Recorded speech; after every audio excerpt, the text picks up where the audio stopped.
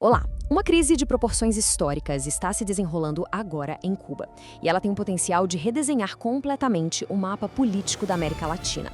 O que estamos vendo pode ser, de fato, o colapso iminente de um regime que marcou o último século. E nesta nossa análise, a gente vai mergulhar fundo para entender o que está acontecendo por trás das cortinas.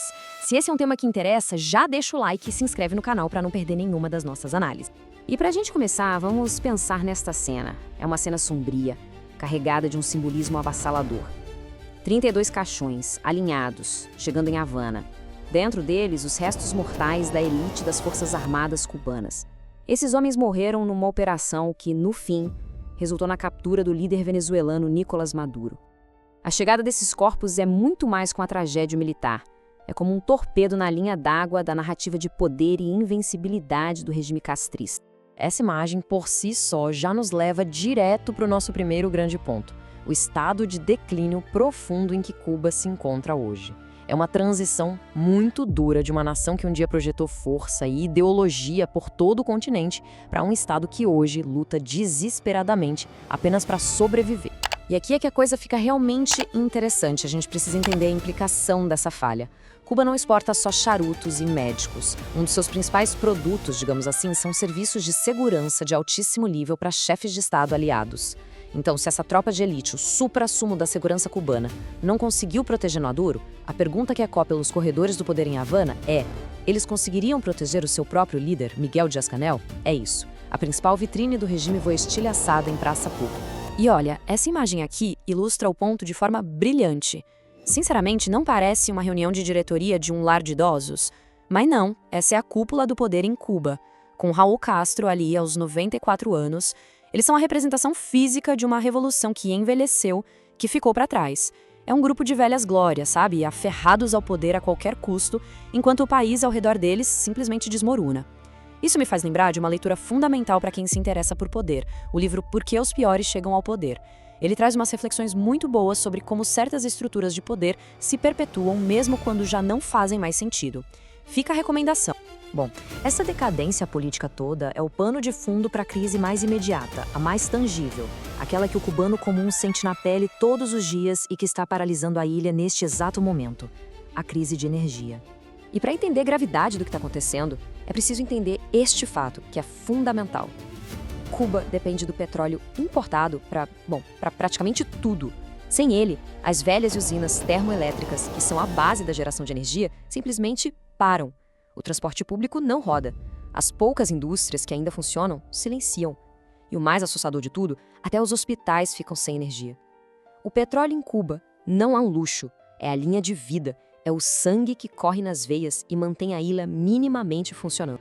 Historicamente, Cuba sempre sobreviveu na base de um patrono, de um padrinho poderoso. Primeiro, claro, foi a União Soviética, que bancou a ilha por décadas. Depois do colapso soviético, veio a Venezuela de Hugo Chávez e depois de Nicolás Maduro. Por mais de 20 anos, a Venezuela enviou milhares e milhares de barris de petróleo quase de graça em troca de médicos e serviços de inteligência. Agora, com a queda de Maduro, essa torneira secou de vez. E o que ficou foi um vácuo desesperador.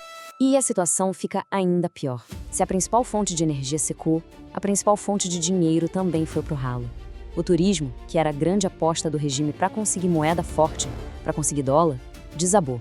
Uma queda de quase 70% desde 2019. Menos dólares significa menos capacidade de importar qualquer coisa, incluindo o pouco combustível que eles ainda poderiam comprar no mercado internacional. E o mais irônico, talvez até trágico, é andar por Havana e ver edifícios como o Hotel Torricá. É o arranha-céu mais alto do país, um hotel de luxo, inaugurado no meio dessa crise toda e que permanece praticamente vazio. É o símbolo perfeito do desperdício, de uma elite completamente desconectada da realidade do seu povo. E o detalhe mais importante: a maioria desses hotéis pertence ao Gaesa, um conglomerado gigantesco controlado pelos militares, que domina grande parte da economia de turismo na ilha. A crise chegou a níveis que beiram o surreal.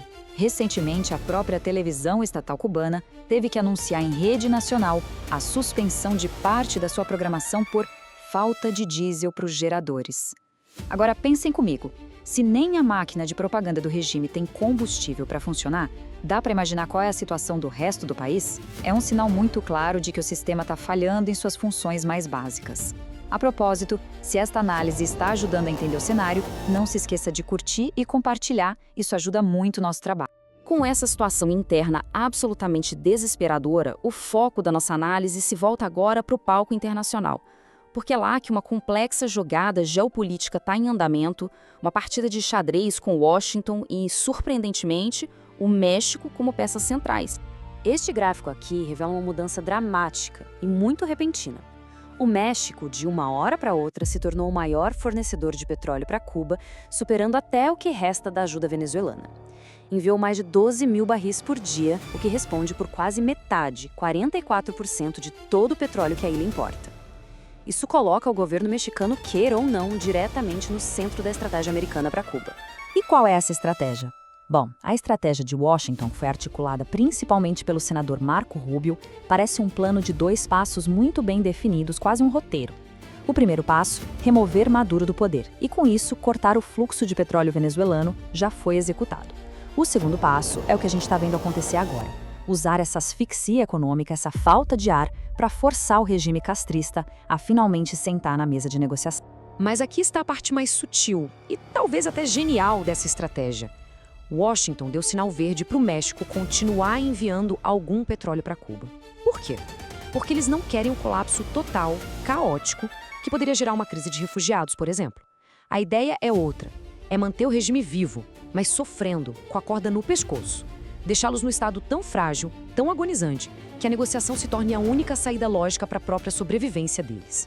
É um aperto de torno calculado. E tudo isso nos leva, finalmente, à encruzilhada. O ponto final. O regime cubano está encurralado, acuado, diante de uma escolha que vai definir não só o seu futuro, mas o destino de toda uma nação. As opções na mesa são brutais na sua simplicidade. De um lado, ceder. Ceder à pressão americana, sentar para negociar, aceitar fazer reformas políticas em troca do oxigênio econômico que eles precisam desesperadamente para sobreviver. Do outro lado, resistir.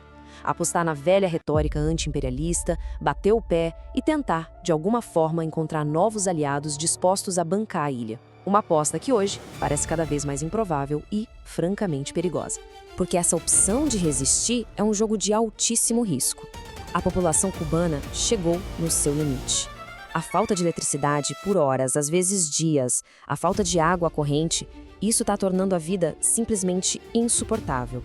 E a história nos mostra que quando o desespero chega a esse nível, o medo que as pessoas têm do regime pode simplesmente evaporar. O risco de uma explosão social, de um levante popular onde a polícia e até o exército decidam não reprimir, ou pior, decidam se aliar ao povo, é real e é iminente. Então, a pergunta que fica no ar e com a qual a gente encerra essa análise é esta. Depois de mais de 60 anos desafiando superpotências, sobrevivendo a embargos, crises e tentativas de derrubada que teriam destruído qualquer outro governo, será que desta vez é diferente? Pressionado por todos os lados, sem patronos para salvá-lo e com seu próprio povo no limite da resistência, podemos estar de fato assistindo ao vivo ao capítulo final do castrismo? O tempo, e muito em breve, vai nos dizer.